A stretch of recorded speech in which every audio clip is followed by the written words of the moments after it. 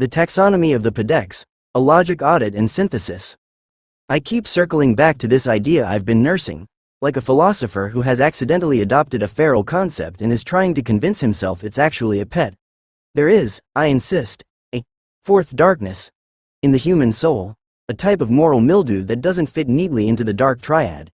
And if I'm going to take myself seriously, and I must, because no one else will do it for me, I need to place my own hypothesis on the cold metal examination table, under the flickering fluorescent light, like a patient who has come in complaining of moral cramps. If I'm going to christen an entire subclass of humanity, Podex, the asshole, I must do more than gesture broadly like an unhinged TED Talk speaker. I need logic.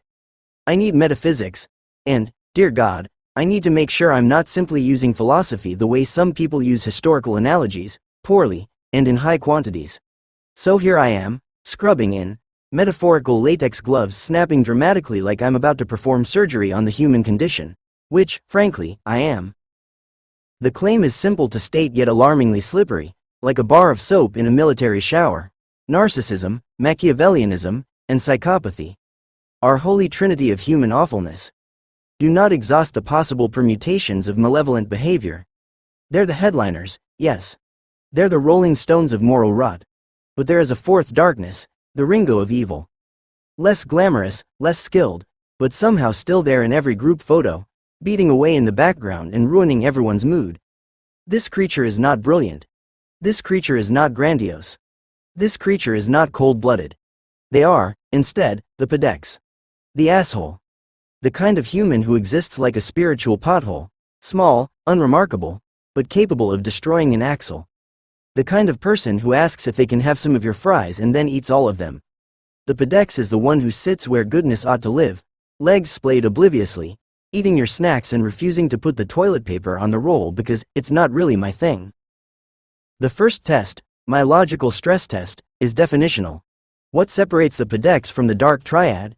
The dark triad has agency. Machiavellians are schemers. They draw blueprints, dig moats, hire contractors. Narcissists build shrines to themselves, standing before them like a confused sun god, declaring, "Behold, I am the dawn, I am the dusk, I am also the dishwasher." Psychopaths build hunting grounds, well-organized, well-lit hunting grounds, with excellent parking and a complimentary map. Their evil is architectural.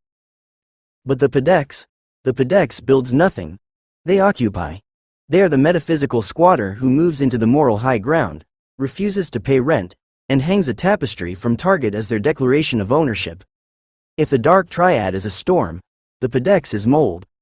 A storm is dramatic, people film it, news crews arrive, metaphors are born. Mold just sits there, fuzzy, moist, ruining your foundations quietly like a slow-moving existential tax audit. And let's be honest, more homes are destroyed by mold than by lightning.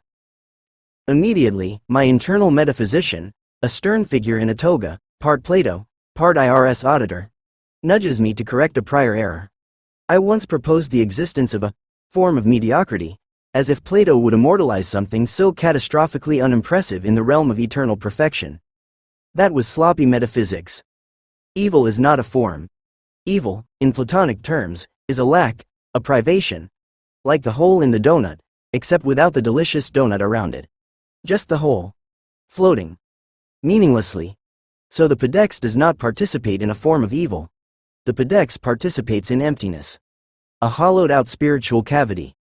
A kind of ethical black hole which sucks in the light of anyone foolish enough to drift too close, slurp, and then hands you back a receipt labeled, nothingness, no refunds. This refinement strengthens the thesis. The dark triad personalities are predators with teeth.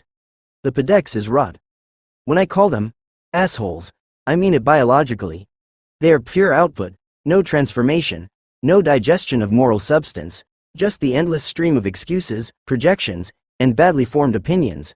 This is not mere narcissism light. This is the deliberate commitment to mediocrity, defended with the vigor of a constitutional right. To test this difference, I turn to the human will. The psychopath's wiring is cut. They cannot feel empathy. The narcissist cannot see beyond the shimmering mirror. The Machiavellian cannot resist the chessboard. But the Podex, they can feel empathy. They know you're upset. They detected the way one detects a distant fire alarm. Oh, That sounds important, but cannot be bothered to act. Empathy is optional DLC for them, and they refuse to purchase it because it costs emotional labor and they're saving their skill points for passive-aggressive sighing. They are capable, they simply cannot be troubled. The Podex is the person who sees you drowning and thinks, someone really ought to help them, while reaching for a snack. Enter Kant. He strolls into my mind wearing his powdered wig like a Victorian Wi-Fi router. I test the Podex against the categorical imperative. Could their maxim, "I will do the minimum while demanding the maximum," be universalized? No society would collapse faster than a budget airline. Imagine a world where everyone expects applause for breathing while refusing to contribute a single calorie of effort. Within 12 minutes we'd devolve into a screaming ball pit of adults shouting, "Bring me cheese," while no cheese appears because everyone else is also shouting. But explain Kant to a Podex and they blink at you with the blankness of a confused Roomba. Okay, they say, but can I still borrow your car? That is the essence of their worldview. Lazy solipsism. They are the protagonist of their own moral sitcom. Everyone else is an NPC. When you confront them, they don't react like villains. They react like gamers annoyed that the furniture has suddenly developed feelings. Why is the chair talking? I didn't sign up for this DLC. Before I sharpen my pitchfork any further, I must pause. The logic audit demands introspection. Am I scapegoating? René Girard materializes, wearing a beret and carrying a baguette of moral responsibility. Beware, he whispers. Humanity loves to find someone to throw into the volcano. And I must confess, the Podex lives in my house too. In my basement. Sometimes on my couch. Sometimes wearing my clothes. The tendency to choose ease over effort, comfort over courage, is not alien to me. I, too, want the cheese without the work. And yet, the pattern persists. I have witnessed the Podex deploy the blowfish strategy. At the beginning of any relationship, romantic, professional, platonic, they inflate. They puff up. They become a grandiose version of themselves. Look at me, they say. I am magnificent, full of potential. I am a knight. A visionary. A person with hobbies. But then, once you're invested, PFFFFT. The air leaks out, the armor collapses, and what remains is a damp sock in human form, flopped forlornly on the ground. Why do we stay near these soggy socks? The sunk cost fallacy, wearing a diaper and holding a lollipop, whispers, but you've invested so much, potential becomes the great sedative. But potential is metaphysical monopoly money. You cannot buy bread with potential. Try telling your landlord, I potentially have rent, and see how quickly you become acquainted with the sidewalk. Reality demands actuality, not imagined maybes. This brings me to the theological dimension. Every major tradition condemns hypocrisy more harshly than honest villainy. The honest villain charges the gates. The hypocrite opens them from the inside because the attacking army seemed nice and had pizza. The Podex doesn't just fail morally, they corrode the concept of morality itself. Finding a Podex in a position of goodness, pastor, leader, mentor, is not merely betrayal. It is metaphysical disorientation. Oh, they say with their actions, you believed in goodness? That's adorable. This is why the wolf in sheep's clothing metaphor still works, though frankly the more I contemplate it, the more I imagine a wolf struggling with a cardigan and trying to blend in at a sheep brunch. Bah, he says. Yes, I too enjoy kale. The danger is not the bite. It is the betrayal. The unmasking. The unzippering of the sheep suit, revealing the wolf beneath, clutching a menu. If exposure to this corrosion is contagious, how does the infection spread? Mimetic desire.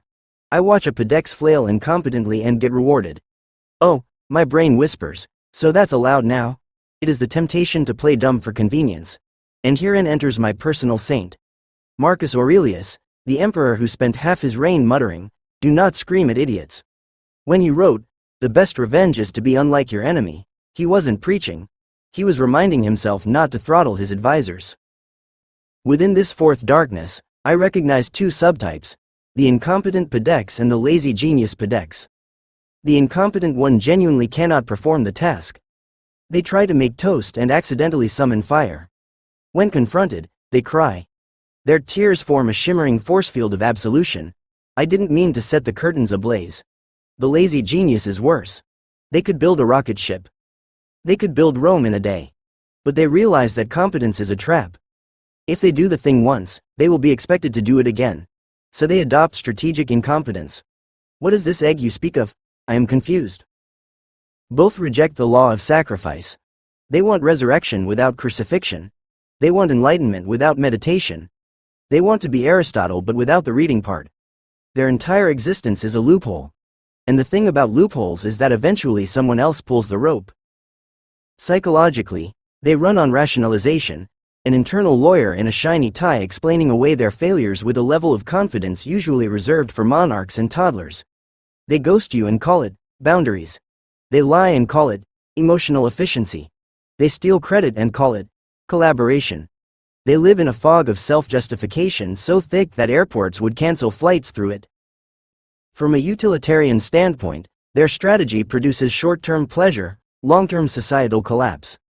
Imagine everyone refusing to stop at red lights because stopping is boring.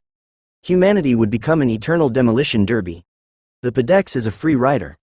The person who orders the lobster at the group dinner and then suggests, with a straight face, let's split the bill evenly. How to defend against this? First, verification over trust. Examine patterns. Behavior is data. If they say they're generous but stiff the waiter, they are not generous. If they say they're reliable but lose your charger every 2 weeks, they are unreliable. Trust, yes, trust your spreadsheets. Second, surround myself with competent people. True competence is garlic to the PDX vampire. Accountability burns them like holy water. Third, relentless self-audit. I must ask myself daily, where am I being the PDX? Where am I quietly refusing to grow? Where am I lurking in loopholes like a gremlin with Wi-Fi access? Does the taxonomy survive the audit?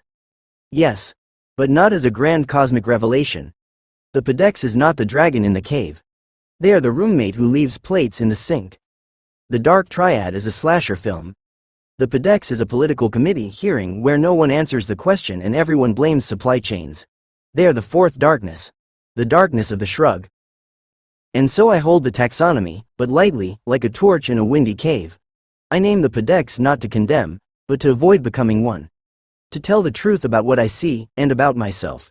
And to wake up each day, look in the mirror, and choose, not today. Not me. Not the PDX.